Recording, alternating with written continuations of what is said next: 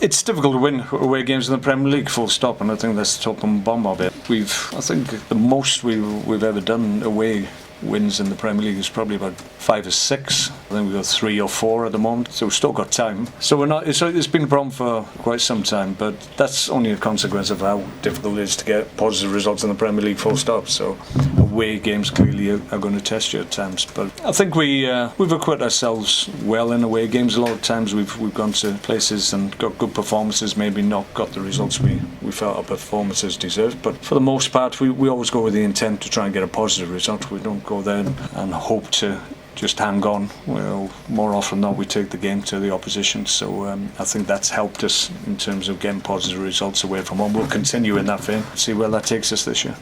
Well, the only doubt is Shaqiri, unfortunately. He played 70 odd minutes, and thinking was that he'd had a good week's training and there was a possibility he wanted to be part of the playing squad for Chelsea. I just felt it was a little bit of a risk. He would have been at the most coming off the bench, and I thought that would be more risky for him. So the thinking was that maybe he could go away with the international squad, train for a good week leading into a game, leading into a start, and then he'd benefit from that a week more down the line, and then he'd be ready to come back into my thinking. But he's had a little bit of a setback.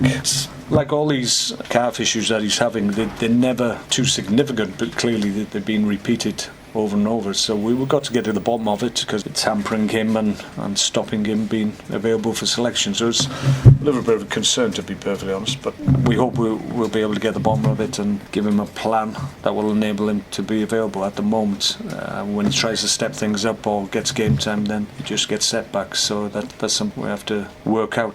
He just gets a little bit of discomfort, a little bit of fluid in the calf, and we just got to give him the means to be able to overcome that. Obviously when you go away with international squads, their priorities sometimes are a little bit different in terms of their short term, their view, whereas we have to take a longer term view and try and protect the player.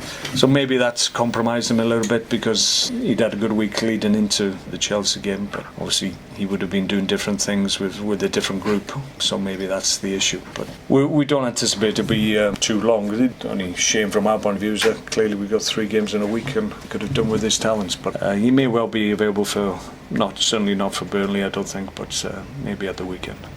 Mark, your academy side at BL2 is certainly attracting a lot of attention this season, much more than it has done. The Julian Nagoy up for player of the month at the moment. And, are you looking at some of those players to bring through? Yeah, well, you've seen evidence of that this year with a number of young players being involved. Julian obviously has made the most impact this year, so we're pleased with that. We feel hopefully in the next 18 months or so that a number of players will start to come through. It's something that we haven't had for a long time at this club, and it's something that needed to be addressed. We've invested in good quality academy players to try and obviously affect our ability to bring young players through. The standard is very high and the bar is set very high to be able to produce Premier League players, but what we have to do better is produce players that can go on and have careers, and we haven't even done that really to any great extent. So that's changing, but it's a slow process. It hasn't happened overnight, and we're 4 seasons into my tenure, and it's only now that they're starting to come through. So we'll have to be a little bit more patient, but the signs are good, I feel.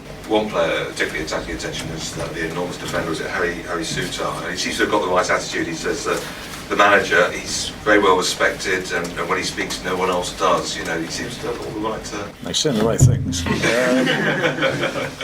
Yeah, he's doing very well. He's had a good year. Obviously the youth team did very well this year, and he was a big part of that and made a big decision initially to come here from Scotland, but we're pleased with his progress. It's still early days for him, but showing good signs that he's going to make a career out of it. So that's what we want to see. We want to see young players with potential fulfilling that potential that they have, and he's certainly one that we're looking to keep progressing and be part of what we're doing in the future, hopefully.